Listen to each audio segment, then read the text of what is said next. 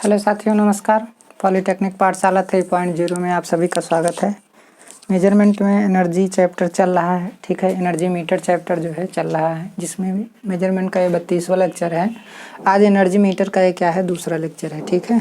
तो energy meter में हम आपको पढ़ाएंगे आगे कि जो एनर्जी मीटर होता है ये एसी सप्लाई पे क्या करता है, वर्क करता है, ठीक है। ये डीसी पे वर्क नहीं करेगा, क्योंकि इंडक्शन टाइप एनर्जी मीटर है। तो इंडक्शन का प्रोसेस केवल एसी में होता है, क्योंकि एसी में वेरिएशन होता है, तो उसमें फ्लक्स भी क्या करेंगे, वेरिएशन होगा फ्लक्स का भी। तो वेरिएशन के कारण क्या होता है, इंडक्शन होता है, ठीक है। अब डीसी के केस में मैग्नेटिक फ्लक्स वगैरह क्या रहता है, सब कांस्टेंट रहता है, वेरिएशन नहीं होता है, इसलिए उसके द्वारा इंडक्शन नहीं होता है। तो जब फ्लक्स में चेंज होता है, एक फ्लक्स दूसरे फ्लक्स को लिंक करेगा या किसी कंडक्टर को लिंक करेगा, तो उसके कारण जो है इंडक्शन होता है, ठीक है। अब यहाँ पे क्या है कि एनर्जी मीटर में मुख्य रूप से कितने पार्ट होते हैं, 4 पार्ट होते हैं। सबसे पहला पार्ट क्या है, ड्राइविंग सिस्टम। सबसे पहला पार्ट क्या है आपका, ड्राइविंग सिस्टम, ठीक है। यहाँ पर लिख दिया गया है, जिनको नोट करना होगा वो अच्छे तरीके से नोट कर लेंगे। लेकिन हम यहाँ पर आपको समझाना चालू करते हैं कि यहाँ पर जो ड्राइविंग सिस्टम है, ड्राइविंग सिस्टम के अंतर्गत कितनी चीज़ें आती हैं। सबसे पहला है ड्राइविंग सिस्टम के अंतर्गत ये शंट मैग्नेट है और क्या है, सीरीज मैग्नेट। यही 2 चीज़ें ड्राइविंग सिस्टम के अंतर्गत आती हैं। यही 2 चीज़ें एल्युमिनियम डिस्क को घुमाने का कार्य करती हैं, समझ। हालांकि घूमता कौन है, एल्युमिनियम डिस्क, स्पिंडल घूमेगा, लेकिन यही 2 चीज़ें जो है ड्राइव करने का काम करती हैं। जैसे अब गाड़ी है, तो गाड़ी में हम बैठ जाएंगे तो हम गाड़ी को क्या करेंगे, चलाएंगे, समझ में आया। लेकिन चल तो गाड़ी रही है, लेकिन चलाने वाले तो हम हैं ना। तो यहाँ पर क्या है कि सीरीज मैग्नेट और शंट मैग्नेट जो है किसको चलाने का काम कर रहे हैं, एल्युमिनियम की डिस्क को घुमाने का काम कर रहे हैं, ठीक है। अब बात आती है कि जो शंट मैग्नेट है, शंट मैग्नेट किसका बना होता है, सिलिकॉन स्टील का बनाया जाता है शंट मैग्नेट, ठीक है। शंट मैग्नेट सिलिकॉन स्टील का इसलिए बनाया जाता है ताकि ईडी करंट लॉस और हिस्टेरिसिस लॉस इसमें क्या हो, कम हो। ईडी करंट लॉस और हिस्टेरिसिस लॉस क्या हो, कम हो। और सारे मटेरियल भी यूज कर सकते हैं, लेकिन सिलिकॉन स्टील आजकल इस जमाने में बहुत ही ज़्यादा क्या हो रहा है, यूज हो रहा है। लगभग सभी मशीनों में यूज हो रहा है, ठीक है। तो अब यहाँ पे क्या है कि शंट मैग्नेट के ऊपर जो कॉइल लपेटी होती है वो थिन वायर की बनी होती है और मोर नंबर ऑफ टर्न होते हैं, ठीक है। उसमें मोर नंबर ऑफ टर्न होते हैं। मोर नंबर ऑफ टर्न होने की वजह से यल बराबर आपका एन स्क्वायर अपान यस के अनुसार, यल is directly proportional N square होगा। तो जब नंबर ऑफ टर्न बढ़ेगा तो इंडक्टेंस उस कॉइल का क्या होगा, बढ़ेगा। तो इसका मतलब है कि यहाँ पर जो शंट मैग्नेट पर जो कॉइल लपेटी गई है वो हाईली इंडक्टिव होता है, क्योंकि उसमें मोर नंबर ऑफ टर्न होते हैं, ठीक है। जबकि वाट मीटर में देखिए, ये जो शंट मैग्नेट पे कॉइल लगी है उसे शंट कॉइल भी बोलेंगे, उसे प्रेशर कॉइल भी बोलेंगे, पोटेंशियल कॉइल भी बोलेंगे, वोल्टेज कॉइल के नाम से भी क्या करते हैं, जानते हैं। लेकिन ये कॉइल यहाँ पे मूव नहीं करती है। यही कॉइल वहाँ पे क्या होती थी, मूव करती थी डायनमोमीटर टाइप इंस्ट्रूमेंट में, जो लोड या सोर्स के किस में जुड़ती थी, पैरेलल में जुड़ती थी, ठीक है। तो यहाँ पर भी ये लोड या सोर्स के किस में जुड़ेगी, पैरेलल में जुड़ेगी, ठीक है। लोड या सोर्स के किस में जुड़ती है, पैरेलल में ही जुड़ती है। लेकिन ये कॉइल यहाँ पे मूव नहीं करती। वहाँ पर वो कॉइल डायनमोमीटर टाइप इंस्ट्रूमेंट में हाईली रेजिस्टिव होती थी, और यहाँ पर ये हाईली क्या होती है, इंडक्टिव होती है। समझ में आया। हाईली इंडक्टिव इसे इसलिए बनाया जाता है ताकि आईएसएस, देखिए अब शंट कॉइल में यहाँ से करंट आपकी जाएगी तो 2 भागों में बटेगी। एक करंट जो है सीरीज लोड में चला जाएगा, लोड से होते हुए सीरीज कॉइल में आएगा, और दूसरी करंट यहाँ से चली जाएगी शंट में, तो शंट करंट के कारण इस कॉइल में करंट जाएगी। तो इस कॉइल में कौन सा फ्लक्स बनेगा, फाई-एस-एच फ्लक्स बनेगा। तो यहाँ पर जो करंट होता है, फाई-एस-एच फ्लक्स होता है, इस डायरेक्टली प्रोपोर्शनल क्या होता है, आई-एस-एच। करंट के कारण ही मैग्नेटिक फ्लक्स क्या होता है, डेवलप होता है। समझ में आया। किसी भी कॉइल में करंट के कारण मैग्नेटिक फ्लक्स क्या होता है, डेवलप होता है, ठीक है। क्योंकि अब ये कॉइल किस में जुड़ी है, ये कॉइल हमारा किस में जुड़ी है, वोल्टेज से पैरेलल में जुड़ी है। तो ये जो करंट होगी, आई-एस-एच इज डायरेक्टली प्रोपोर्शनल वी। जैसे ओम का नियम आप लोग अच्छे तरीके से पढ़े थे कि यहाँ पर कोई मान लीजिए अगर रेजिस्टेंस है, अगर इसके क्रॉस वी वोल्टेज अप्लाई किया जाए, इसमें करंट आई फ्लो करे, तो ओम के नियम के अनुसार I is directly proportional to V होता था। वोल्टेज बढ़ेगा तो करंट बढ़ेगा, क्योंकि इस रेजिस्टेंस के अक्रॉस वोल्टेज अप्लाई किया गया है। तो उसी प्रकार यहाँ पर पोटेंशियल कॉइल या वोल्टेज कॉइल या प्रेशर कॉइल के अक्रॉस ही वोल्टेज अप्लाई किया गया है, ठीक है। तो यहाँ पर ये जो शंट करंट है वोल्टेज की क्या होगी, समानुपाती होगी। यही कारण है कि phi S H is directly proportional V, मतलब फाई एस एच जो हमारा फ्लक्स होता है वो वोल्टेज के क्या होता है, समानुपाती होता है। जैसे जैसे वोल्टेज इंक्रीज करेगा वैसे वैसे फाई एस एच फ्लक्स का मान क्या होगा, इंक्रीज होगा। ठीक है, तो अब यहाँ पर हाईली इंडक्टिव बनाने का ये मतलब है ताकि फाई एस एच फ्लक्स या आई एस एच करंट को वोल्टेज से 90 डिग्री लैग कराया जाए।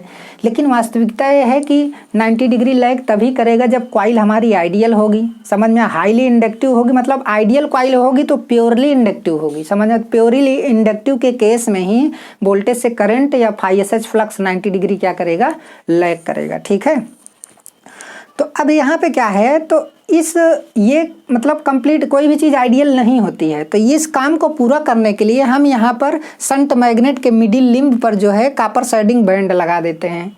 क्या लगा देते हैं, कॉपर शेडिंग बैंड। तो ये कॉपर शेडिंग बैंड क्या होता है, एडजस्टेबल होता है। इसके स्थान को मतलब इसके स्थिति को चेंज करके, इसके स्थिति को क्या करके ऊपर नीचे करके जो है हम क्या करते हैं कि वोल्टेज से फाई एस एच फ्लक्स को 90 डिग्री क्या करा देते हैं, लैग करा देते हैं। अब लैग कराने से बहुत फ़ायदा होता है, वो सारी चीज़ें आगे आपको बताई जाएंगी। ठीक है, तो अब क्या है, देखिए होता क्या है कि जैसे मान लीजिए हमारा वोल्टेज है, तो ये हमारी आई एस एच क्या है, करंट है। अब प्योर इंडक्टिव होता तो आई एस एच हमारा यहाँ पर होता, प्योर इंडक्टिव होता तो, लेकिन अब प्योर इंडक्टिव है नहीं तो लगभग 5 डिग्री हमारा क्या करेगा, लैग करेगा।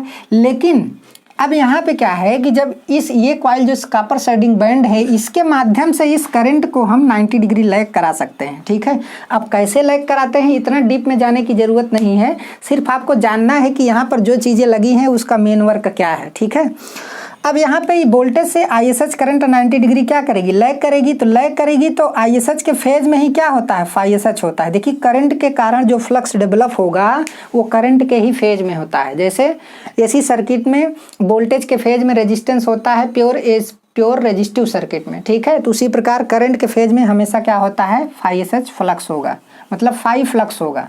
करंट के कारण जो फ्लक्स डेवलप हुआ होगा वो करंट के हमेशा क्या होता है, फेज में ही होता है। ठीक है, तो यहाँ पर जो प्रेशर कॉइल है ये फाई एस एच फ्लक्स को क्या करती है, लिंक करती है। इसे हाईली इंडक्टिव बनाया जाता है ताकि वोल्टेज से phi S H flux 90 degree lag करे, लेकिन ऐसा होता नहीं है। लेकिन फिर भी इस काम को कंप्लीट करने के लिए हम यहाँ पर कॉपर शेडिंग बैंड लगा दिए हैं। तो कॉपर शेडिंग बैंड एडजस्टेबल होता है, तो इसकी स्थिति को चेंज करके हम वोल्टेज से फाई एस एच फ्लक्स को 90 डिग्री लैग करा सकते हैं। ठीक है, तो अब यहाँ पे क्या है, ये जो कॉपर शेडिंग बैंड है, कॉपर शेडिंग बैंड को पावर फैक्टर कंपनसेटर के नाम से भी क्या करते हैं, जानते हैं। इसे देखिए शेडिंग बैंड, शेडिंग कॉइल आप बोल सकते हैं, शेडिंग कॉइल। तो यहाँ पर क्या है, ये जो शेडिंग कॉइल है इसे पावर फैक्टर कंपनसेटर के नाम से भी जानते हैं, पावर फैक्टर कंपनसेटर। ठीक है, पावर फैक्टर को भी कंपनसेट करता है। ठीक है, तो अब यहाँ पे क्या है, एक चीज़ और है। अब ये जो कॉइल लगी है यहाँ पर देखिए शंट मैग्नेट के दोनों किनारे वाले लिम्ब पे ये जो कॉइल लगी है भी शेडिंग कॉइल है। ठीक है, लेकिन ये फ्रिक्शन एरर को क्या करता है, कम करता है। भाई जो डिस्क में फ्रिक्शन हो रहा है उस एरर को क्या करेगा, कम करेगा। यहाँ पर जो शेडिंग कॉइल लगी है, ठीक है, इसके किनारों पर। अब उसके बाद क्या है कि शंट मैग्नेट की बात तो हमने समझ ली कि यहाँ पर जो शंट मैग्नेट हमारा फ्लक्स जो हमारा फाई एस एच फ्लक्स होगा इस डायरेक्टली प्रोपोर्शनल क्या होगा, आई एस एच होगा, और आई S H is directly proportional क्या होगा, आपका वी होगा। इस चीज़ को यहाँ पे ध्यान रखना होगा। अब दूसरी बात आती है कि अब यहाँ पे क्या है, यहाँ पे ये जो हमारा लोड है, ठीक है, यहाँ से करंट आई जा रही है, लोड में जाएगी। यहाँ पर हमने लोड को क्या कर दिया गया है, क्या कर दिया है, जोड़ दिया है। ठीक है, जो लोड देखिए लोड करंट के सीरीज में ही सीरीज कॉइल को जोड़ा गया है, देख रहे हैं ना, लोड करंट के सीरीज में ही सीरीज कॉइल को क्या किया गया है, जोड़ा गया है। तो जो करंट लोड में आएगी वही करंट तो सीरीज भी होगी। मतलब क्या है कि आई बराबर क्या होगा, आई एस सी होगा। आई बराबर क्या होगा, आई एस सी। अब यही आई एस सी करंट इस सीरीज मैग्नेट पे लपेटे हुई कॉइल में आएगी तो ये फ्लक्स फाई एस सी क्या करेगी, डेवलप करेगी। तो फाई एस सी करंट किस पे डिपेंड करेगा, फाई एस सी करंट किस पे डिपेंड करेगा, phi S C is directly proportional किस पे डिपेंड करेगा, आई एस सी पे। तो आई एस सी अगर बढ़ेगा तो फाई एस सी भी बढ़ेगा। अब आई एस सी किस पर डिपेंड कर रहा है, लोड करंट पे। तो लोड करंट बराबर आई एस सी होता है, तो लोड बढ़ेगा तो आई एस सी बढ़ेगा, तो फ्लक्स भी क्या होगा, बढ़ेगा। समझ में आया। अब यहाँ पर आई एस सी के फेज में ही फाई एस सी होगा, क्योंकि करंट के द्वारा उत्पन्न फ्लक्स जो होता है हमेशा उस करंट के फेज में ही होता है। अब ध्यान से देखिए, अब ये जो ड्राइविंग से, अब यहाँ पर क्या है कि ये जो सीरीज कॉइल होती है ये दूसरा मैग्नेट है, ये एक शंट मैग्नेट है और क्या है सीरीज मैग्नेट है। तो इस मैग्नेट पे जो कॉइल लपेटी हुई है एक कम नंबर ऑफ टर्न की होती है और ये थिक वायर की बनाई जाती है। कम नंबर ऑफ टर्न से क्या होता है, यल बराबर आपका एन स्क्वायर अपान क्या होता है, यस होता है। तो जब नंबर ऑफ टर्न कम होगा तो इंडक्टेंस क्या होगा, कम होगा। इसका मतलब है कि ये कॉइल क्या होती है, लो इंडक्टिव होती है। ये कॉइल हमारी क्या होती है, लो इंडक्टिव होती है। अब इसे थिक वायर का बनाया जाता है, थिक वायर का मतलब आर बराबर होता है रो यल बाई क्या होता है ये। तो जब वायर थिक होगा तो इसका क्रॉस सेक्शनल एरिया ज़्यादा होगा तो रेजिस्टेंस भी क्या होगा, कम होगा। तो इसका मतलब ये क्या होता है, लो रेजिस्टिव होती है।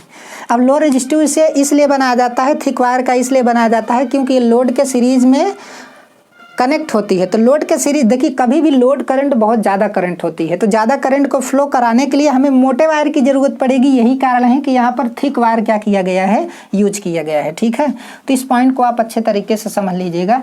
अब क्या है कि यही हमारा क्या है, ड्राइविंग सिस्टम है, शंट मैग्नेट और क्या है, सीरीज मैग्नेट। ठीक है, तो शंट मैग्नेट के द्वारा उत्पन्न फ्लक्स और सीरीज मैग्नेट के द्वारा उत्पन्न फ्लक्स हमारा क्या है, फाइएसी है। तो इन दोनों फ्लक्स के कारण ही इस मूविंग सिस्टम पर एक ड्राइविंग टार्क डेवलप होता है और ये टार्क इस डिस्क को घुमाने का क्या करता है, वर्क करता है। समझ में आया।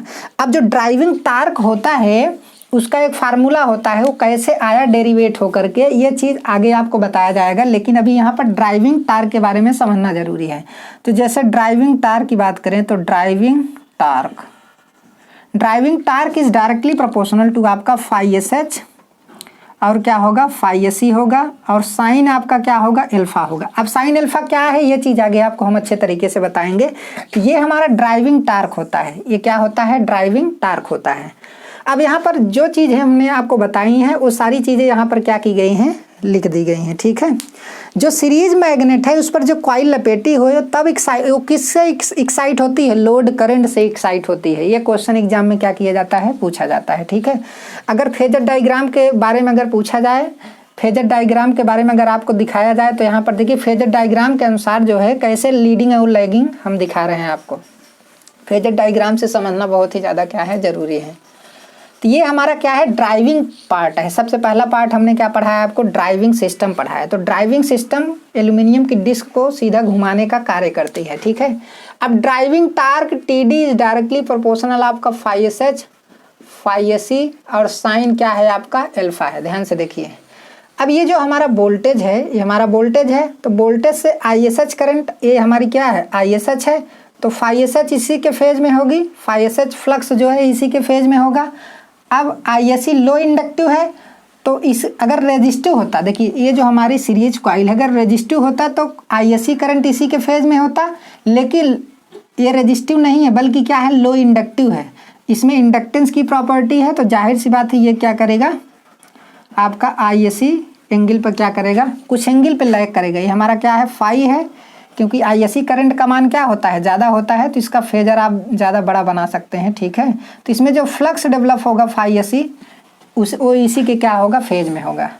अब यहाँ पे ध्यान से देख लीजिए, अब फाई एसी और फाई एस एच के बीच में कुछ एंगल है तो ये वाला एंगल हमारा कितना होगा बताइए, 90 माइनस फाई होगा कि नहीं। इसी को हम क्या बोलते हैं, एल्फा, अर्थात एल्फा बराबर क्या है, 90 माइनस क्या है आपका, फाई है। ठीक है, तो अब जो ड्राइविंग टार्क का फार्मूला आता है, T D is directly proportional phi S H, phi S C और साइन एल्फा है। तो यहाँ पे क्या है कि अब एल्फा का मान आप रख दीजिए तो T D is directly proportional phi S H, phi S C और साइन जो है आपका क्या है, 90 माइनस आपका क्या हो जाएगा, फाई हो जाएगा। ठीक है, तो T D is directly proportional phi S H, phi S C, sine क्या हो जाएगा, कास फाई हो जाएगा। अब हमें पता है कि phi S H is directly proportional, I S H is directly proportional क्या है आपका, वी है कि नहीं, अभी पीछे आपको बताया गया था। तो इसका मतलब फाई एस एच के स्थान पर हम वी लिख सकते हैं, T D is directly proportional V. अब उसके बाद क्या है, हमको पता है कि यहाँ पर जो फाई एस सी है is directly proportional I S C था। तो ISC बराबर क्या था, आई था ना, तो ये चीज़ तो हम ISC के स्थान पर आई लिख सकते हैं। तो देखिए यहाँ पर फाई SC के स्थान पर क्या लिख सकते हैं, आई लिख सकते हैं। अब उसके बाद क्या है आपका cos फाई है। तो deflecting torque TD is directly proportional VI और आपका क्या है cos फाई है। समझ में आया। ये हमारा क्या है, एक्टिव पावर है। क्या है, एक्टिव पावर। एक्टिव पावर, इसी को हम क्या बोलते हैं, रियल पावर। क्या बोलते हैं, रियल पावर।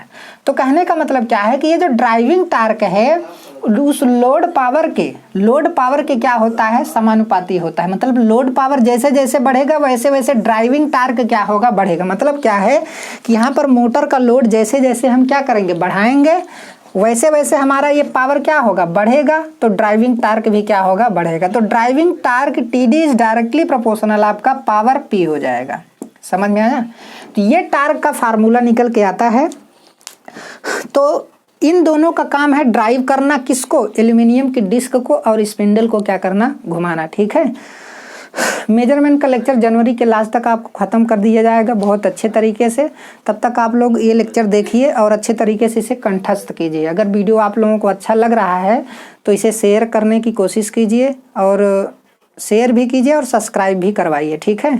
और ऐसे लोगों से सब्सक्राइब करवाइए जो पढ़ने वाले लोग हैं। ठीक है। बिना पढ़ने वाले लोगों से सब्सक्राइब करवाने का कोई मतलब नहीं है, क्योंकि वो पढ़ेंगे नहीं। तो चैनल पे जो लोग सब्सक्राइब करें, वीडियो देखें। हम देखे हैं कि कुछ लोग video 1 minute 2 second 3 second 4 second 1 minute तक देखते हैं, तो कोई मतलब नहीं है उसका। इससे अच्छा है कि सब्सक्राइब ही ना करो। ठीक है। पढ़ना है तो सब्सक्राइब करिए, और ऐसे लोगों से सब्सक्राइब करवाइए जो पढ़ने वाले लोग हैं। ठीक है। और एक चीज़ और, मेजरमेंट का नोट्स जो खरीदना चाहता है वो 150 रुपये में मेजरमेंट्स का नोट्स जो है मिलेगा। RS आपका कितना होगा, 150 रुपये। अगर जिसको नोट्स लेना है तो इस नंबर पे फ़ोन करें, 89 57 34 20 71। ठीक है। मेरा व्हाट्सअप नंबर है 9889514142। ठीक है। तो जिसे नोट्स खरीदना है वो नोट्स को क्या कर सकता है, इस नंबर पे परचेज कर सकता है। दूसरी बात क्या है कि जब एग्जाम का टाइम आ जाए ना, तो उस समय नोट आपके पास पहले से प्रिपेयर होना चाहिए। अब ऐसा नहीं कि जब एग्जाम का टाइम आ रहा है तो आप नोट्स क्या करेंगे, बनाएंगे। तो नोट्स उस समय मत बनाइए, बल्कि नोट्स पहले से ही प्रिपेयर करके रखिए, ताकि जब एग्ज़ाम का टाइम आ जाए तो आप अच्छे तरीके से उसे पढ़ के जा करके एग्ज़ाम बढ़िया तरीके से दे लीजिए। ठीक है। तो नोट्स आपके पास होना चाहिए। मान लीजिए पहले नहीं बना पाए हैं वो अलग बात है, लेकिन अगर नहीं बना पाए हैं तो आप खरीद लेंगे तो आपके लिए क्या होगी, सुविधा होगी। ठीक है। धन्यवाद।